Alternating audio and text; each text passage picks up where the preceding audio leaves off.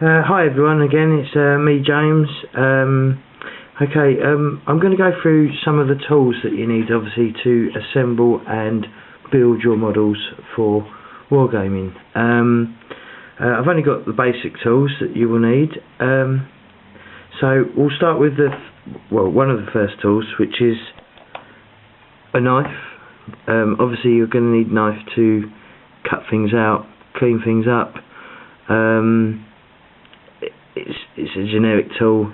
Most hobby shops will supply them. Pair of clippers.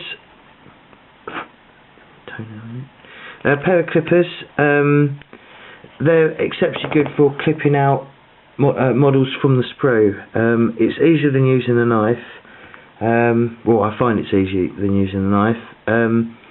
But I have found that if you clip too close to the model you're removing, it generally rips the plastic as well and leaves dents in the places closer to the model.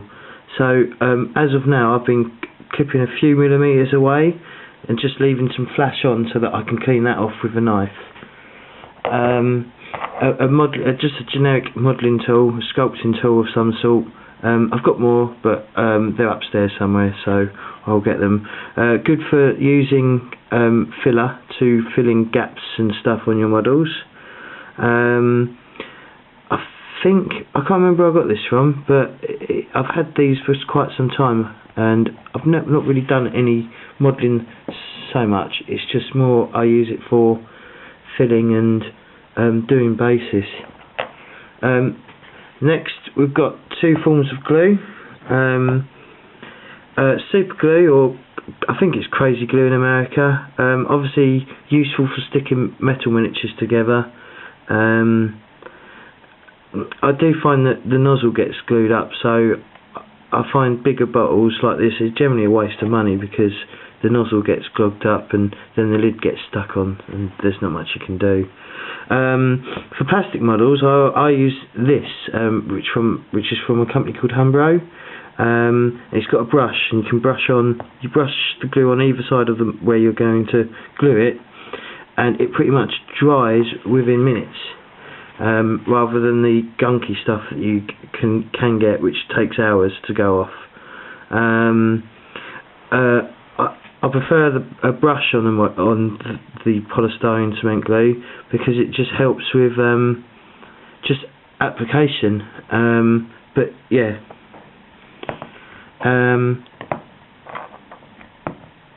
Next, a pin vise, useful for pinning metal models. You don't generally have to pin plastic models because the poly cement makes an exceptionally strong bond if done correctly.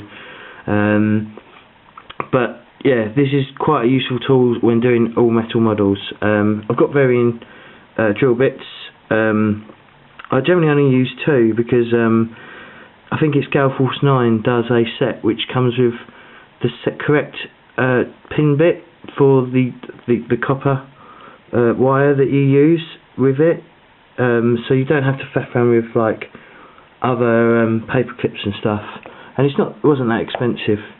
Another useful tool or tools for cleaning models is a set of files. Yeah, they've had a bit of use recently, mainly cleaning plastic. Very good for getting a flat surface and in general just bringing something down so it's completely level.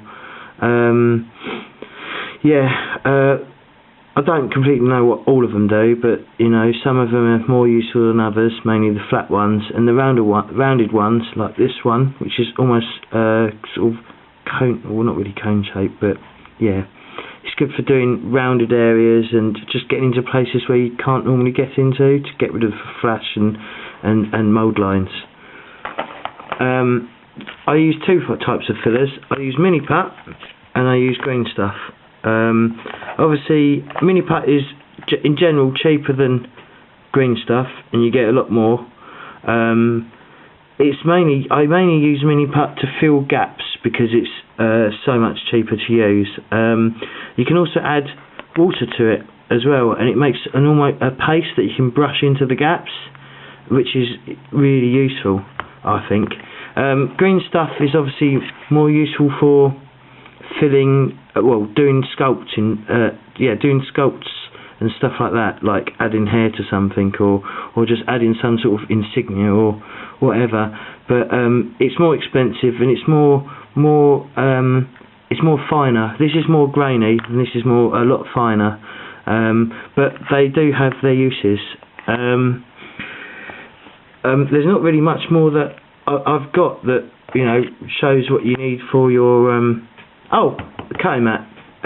This obviously it's all on a cutting mat at the moment, and it's bloody useful. It means you don't cut into a table or a breadboard if you use a breadboard or something similar. But yeah, it's pretty damn useful. I've got two. I've got an A4 one, British A4, which is probably roughly the same size as American letterhead, and then A3, which is the one I'm using. I mainly use the A3 one because it's just larger and it's just a larger space to work on. So obviously when I do my models with assembling them, I generally use most of these tools, apart from the super glue. I never use super glue on plastic models. You don't get as a stronger bond as you do with poly cement. So I generally always use poly cement glue when gluing plastic to plastic. I think that will do for now. I'll probably start doing some videos in a minute on assembling your miniatures. Thank you for watching again, if anyone is watching, and good day for now, and I'll speak to you in a moment.